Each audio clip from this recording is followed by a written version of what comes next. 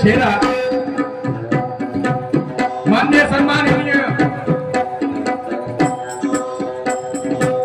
विदर्भामध्ये कानाकोपऱ्यात घातलेले शेरा, विदर्भामध्ये कानाकोपऱ्यात घातलेले शेरा आणि महिला शाखेत चॅम्पियन शेरा, चॅम्पियन चॅम्पियनचा अर्थ समजून घ्या. तर दुय्यमीच्या रीतिरिवाजाप्रमाणे शहरांना माझ्यावरती एक डाव फेकला आणि तो डाव म्हणजे प्रश्नरूपी डाव आहे. बाईचं म्हणणं आहे गणेश भगवंताला प्रथम पूजेचं मान का दिलं जातं आणि गणेश भगवंताला गणेशाचा गुप्तस्थान कुठं आहे आणि त्याचं तोंड कोणीकडे आहे, गुप्तस्थान कुठं आहे आणि त्याची तोंड कोणीकडे आहे. शहरी साहेबा ऐका, प्रश्नाचे उत्तर ऐका. खरं असेल तर खरंच सांगा, मी लेंडी उजट करणार नाही.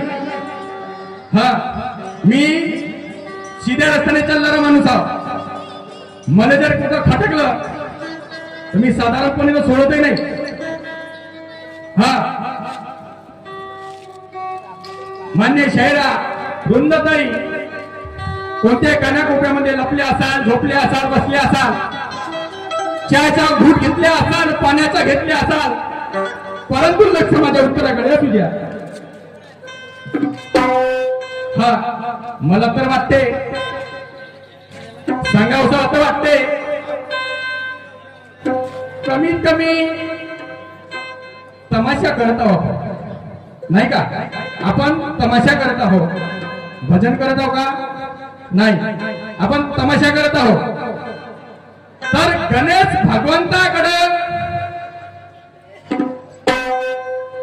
किती ज्ञान प्राप्त आहे आणि गणेश भगवंताला किती लोक मानतात नाही का? बरं आहे. मला वाटलं होतं, अपेक्षा होती की मॅडमजी तुम्ही गणाच्या माध्यमातून प्रश्न करा, समजलं का? पण ते नाही जमलं तुमच्याला. आहे का? तुमच्या प्रश्नाचं उत्तर आहे ते आहे आपली नाभी. ते आहे आपली नाभी. आणि त्या नाभीचे तोंड कोणीकडे आहे तर कोणीच नाही पाहू शकत. ह्या नाभीचे तोंड कोणीकडे आहे ते कुणालाच माहित नाही. कोणीकडे पडतं ते कुणालाच माहित नाही. हा, आणि ते स्थान म्हणजे ते नाभी आहे. माणूस बोलून त्याला काही करत, किती काय करू राहू द्या, पण त्या नाभीतून काढल्याशिवाय काहीच नाही जमत. समजलं का? नाभीतून काढल्याशिवाय काहीच नाही जमत. हा.